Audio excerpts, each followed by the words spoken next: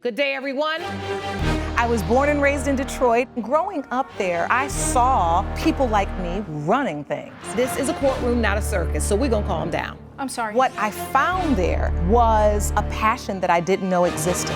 This is the bottom line. I'm excited to free fall into the limitless possibilities with we the people. So many are fearful of the law. They think it's something that works against them. I think you need to begin to accept responsibility for your mistakes. We are the people. John Enterman claims his house sitter helped herself to his expensive wine without permission and refuses to pay for the bottle. Tanya Realton says she was told to make herself at home, but didn't realize the wine cellar was off limits. All rise. Court is now in session. The Honorable Judge Lauren Lake presiding. Please be seated. Hello, Your Honor. Hello, thank you, Sean. Good day, everyone. Good day. This is the case of Enterman versus Realton. Mr. Enterman, you are suing Ms. Realton for $2,038 for the cost of wine. Is that correct? Yes. And Ms. Realton, you say you were not aware of the value. Correct. All right, tell the court what happened. Well, Tanya here is my house sitter. I've used her on several occasions. Never been a problem. I went to Mexico on a business trip. I came back, everything seemed to be in order, and a few days later it was my birthday. I went down to the wine cellar to get my favorite wine that I purchased in Bordeaux, Chateau Lafite, French wine, red wine, valued at $2,000. It was for a celebration, and I couldn't find it. And I looked in the recycling bin, and there was the empty bottle. I called Tanya, and she admitted to drinking my wine without permission. And so now I'm here to get the money back. She's refusing to give me the $2,000 for the wine. All right, so you were house sitting, Ms. Realton. Yes. And you do this often. Mr. Enterman said he's used you many times. Right. About yeah. how many times would you say you did house sitting? This was for the him? third time for him, For Your a third Honor. time. All right. And on this particular time, you decided to have wine. What are the parameters when you house sit? What are the rules? It depends per family and per house, but John has always been really generous with me. He always said, like, make yourself at home when I came to house sit for him. He would give me caviar. He's offered me, like, meats and cheeses from Europe, chocolate from Europe that had real gold in it. Like, he always said, like, use the pool, use the gym, use the jacuzzi, eat my food, drink my drink, do whatever you want to do. Make yourself at home is what he always said. He would say, drink my drinks. He always said, make yourself at home. But did he use the word drink my drink? Did he say, eat whatever's in the fridge? If you want wine, go ahead and drink it. Did he say that specifically? Not specifically that, but he always said, so what would he say? My house is your house, make yourself at home. All right. And so when you say make yourself at home, Mr. Enterman, what did you mean? Simple, basic human etiquette, you know. if I don't draw a line in the sand, you know, you could take the candlesticks, you know. So be at home. She's done it like she's done before. Simply go in the fridge, eat what you want to eat, stay in the master bedroom. Stay in the... See? Yeah, stay in the master bedroom, yeah. Yeah. I allow her to do that. But nothing about drinking. So you don't have a guest room? Why wouldn't she just stay in a guest room? The house is under construction. The house, let me repeat that truth, the house is under construction. She was aware of that. And so I said, you can use that bedroom. Make yourself at home, eat that. You can eat the food that's in the fridge, there's no problem. But there was never a mention of going to my wine cellar and drink my expensive wine. Your Honor, where was your wine cellar? cellar located? It's in the kitchen, it's a parallel. Yeah, that it is. Yeah, it's parallel to the kitchen. It's about, I would say, maybe about 20 feet from the kitchen. So, Mr. Enterman, how many bottles of wine do you have? Oh, I'd estimate over 100 bottles, Your Honor. Over 100 bottles, and it's adjacent to the kitchen area? Yes. All right, and so the last two times she'd been there, she'd never drank any of your wine? Never. Did she drink any of your alcohol, period? No. You'd never had a drink before, Ms. Realton? No, but here's the thing. I just turned 21, so I wasn't legally allowed to drink alcohol until now. So I'm not going to do anything unprofessional and drink when I'm not allowed to drink while I'm at someone's house. So I follow the legal rules. Now I am 21, so I can drink. And I know he has a lot of wine. I've not had wine before. I've had like tequila and cocktails. Like, I can't afford wine. Like, box wine is what I would drink. So I just wanted to try it with dinner. And it's right across from all the food in the pantry. So I didn't think it was like a separate place that I wasn't allowed into. And when he said, make yourself at home, you figured you could just eat and drink whatever you wanted. Yeah, as if I'm at home. If I'm at home, I go into the pantry and I can pick whatever I want in the pantry. But you're not at home. But he said to be at home. Coming up. Bless your heart. Bless your heart. I don't know where that argument was going. It went up, it went around, it went back down. I said, okay. And later. A genuine wine is what I try to like abbreviate. So I use wine as a coloration for the bags to give it a natural color because I don't want to use any quote unquote animal products. If you'll be in the Los Angeles area and want to bring your case to court, call 1-888-552-6878. You're watching We the People with Judge Lauren Lake. We're back with the case of John Enterman, who brought his house sitter Tanya Realton to court over an expensive bottle of wine. Make yourself at home means be comfortable in this space, right? Yeah. At home, you might jump all over your furniture. You might dirty your bathroom up and decide, oh, I'll clean it later. If he came back and his house was a mess, he wouldn't deem you to be a great house sitter. Correct. Correct? But, yes. So there are very unspoken boundaries to make yourself at home. However, if you're 21 and you're curious and you're just there and you see all of this wine, let me ask you something. What made you choose this particular bottle? I like the picture on it. It had like a castle and it sounded French. And then let me ask you this. Was there more than one bottle of this particular wine, or was that the only one? I don't really know. I wasn't like comparing them that much. I think there was just one, but it also was kind of like in the center. It was in the center. Yeah.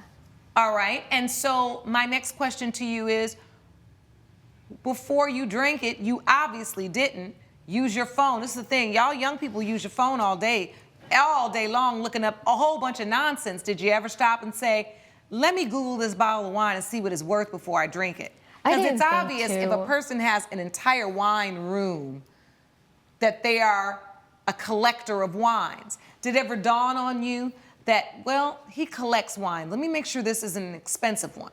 It didn't dawn on me, honestly. What I was thinking about when I saw the wine, I saw the picture, I saw the name on it, and I saw it was 2010.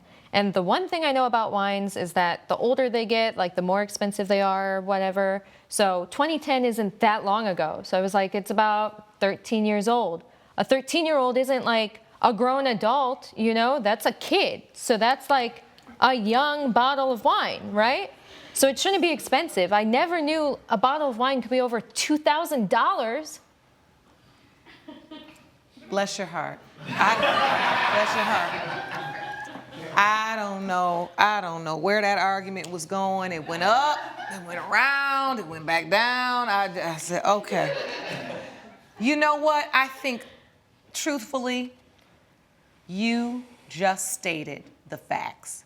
You had no idea what the bottle of wine was worth. And ultimately, it is for this court to decide, in an instance like this, what would a reasonable person do in this circumstances, right? What would a reasonable person infer when someone tells them to make themselves at home, right? I mean, I've said that a whole bunch of times in my house and still be looking like, make yourself at home, but don't use the decorative towels. There's still little things you don't do even when you're making yourself at home. But that's like common knowledge. Like you're just, I think if there's like a boundary, if you didn't want me to drink that wine, lock it up. Don't have it front and center where that's where you go when you go into the room. You see that one. Ms. Realton, I'm so glad you're doing house sitting and not going to law school, because you're making it worse. You're saying that the wine was front and center, that it was centered in the thing. You think of a person that collects, it's probably where maybe they keep the wines that they're most proud of. They want to see them. This is what they want to show. It's a collection. It's as if you went into an area that you knew nothing about. You did no due diligence. You just kind of wanted to satisfy a whim of a desire that you had because you're 21 and you're excited to drink wine. There are many ways this could have happened, right? That maybe it would feel like, you know what, it was just a terrible accident and it was unfortunate. I think the fact that this was a collection, the fact in your own testimony, you said that there was only one bottle of that wine centered in a wine collection, that a reasonable person in that circumstance would take a picture of that bottle, send it to Mr. Enterman and say, do you mind if I have some of this wine? And it's unfortunate because you're a young person and Lord knows you ain't got $2,338. But sometimes when you make errors, you need to be responsible for those errors so you learn how to not make those errors again.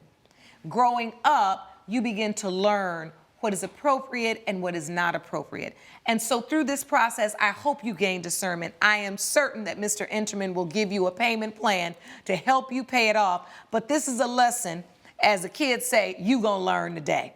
Judgment for the plaintiff for $2,038. Court is adjourned. All rise.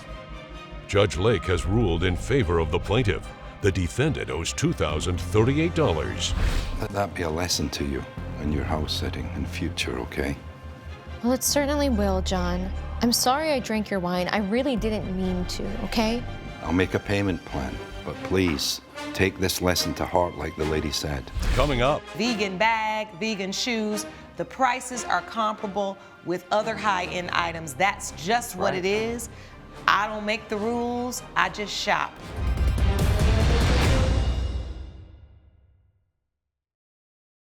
you're watching We the People with Judge Lauren Lake. Cynthia Addison claims she thought she purchased a genuine leather fanny pack, but says what she got was a poor imitation. David Garcia says his website states that the product is made from high-quality vegan material. Good day, everyone. Good day. This is the case of Addison versus Garcia. Ms. Addison, you are suing Mr. Garcia for $580. You want a full refund on an online purchase. Is that correct? That is correct. Defendant, Mr. Garcia, you say that the plaintiff didn't read the fine print. That's right. So, Ms. Addison, you bought a bag from an online store that Mr. Garcia owned? That's correct. Okay. You were looking for what kind of bag? A Fanny. Myself and like 10, 12 of my closest friends are going on this glamping trip, but I feel deceived by his marketing and his fine print. What about his marketing was deceiving to you? Well, I mean, the print is so small and he uses a word called like... Did you bring evidence of that? Yes, I did. I'll look at that. I'll take Just your whole hand me folder all here. of your evidence. Oh, okay. Thank you. It's called like Gen Wine or something, which I read as genuine, like anyone would. Act Now Fanny Pack Closeout Sale, and it says Gen Wine, Genwine, in quotes. Vegan high leather, leather. It has Leath and then an apostrophe and then R. Why are you using the word genuine, Mr. Garcia? I thought genuine was a creative wordplay to kind of like attract customers. So genuine is actually a genuine wine is what I try to like abbreviate. So I use wine as a coloration for the bags to give it a natural color because I don't want to use any quote unquote animal products. So which is why I run a vegan online site. Coming up, When they said it was vegan high quality leather, why is it you didn't understand that it wouldn't be real leather?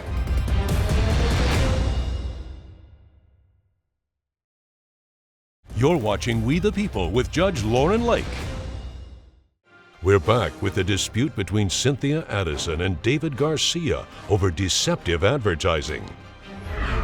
It says underneath, vegan high-quality leather. That's right, exactly. So when they said it was vegan high-quality leather, why is it you didn't understand that it wouldn't be real leather? I just don't really understand. The price threw me off as well because How much did you pay for it? $580, but at full price, That's because it was pricey. half off, this vegan bag made of allegedly corks and fruit is over $1,000. Well, this vegan leather stuff, it's expensive because of the craftsmanship that goes That's into right. it. Thank you, Judge. Yes. So, I mean, I'm just being frank. That's Sure. true.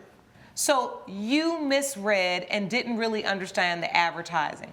So it's a cute little bag. You know, I wouldn't say that I paid $580 for it. Right.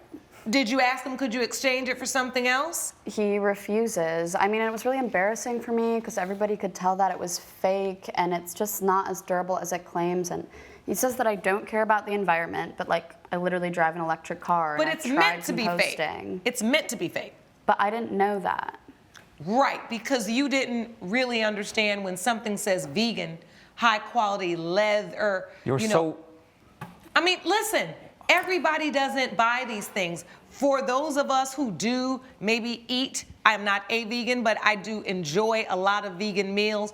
And you see, at the grocery store when they make the little chicken and they put the apostrophe in the end. Wordplay, It's yes. a way, right, it's a marketing wordplay to make people understand that these items, right, which do not harm animals, can be easily interchanged with everyday life, everyday needs, everyday foods. It is a marketing technique. Judge Lake's verdict when We the People returns.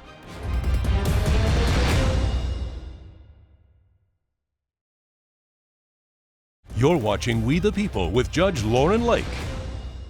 If you go in any high-end store right now and pick up a vegan bag, vegan shoes, the prices are comparable with other high-end items. That's just what it is. I don't make the rules, I just shop. So, Ms. Addison, it's unfortunate. I'm gonna give you your bag back. I realize you probably in hindsight wouldn't have paid that much money for it. And that's one of the dangers of ordering online. In this case, you're unfortunately stuck with that bag because it was on clearance. The return policy was clear. The fact that it was vegan leather was also clear. And your mistake was your mistake to own and to take responsibility for. Unfortunately, at this time, the court has to dismiss your claim, judgment for the defendant. Court is adjourned. All rise. Judge Lake has ruled in favor of the defendant. The plaintiff's case is dismissed. It's a nice bag. You can take it back. Just No, I'm sell it on not eBay. gonna use it. Just sell it. Literally, please. I don't want to Final look at sale. it. Like, I don't want to look at it.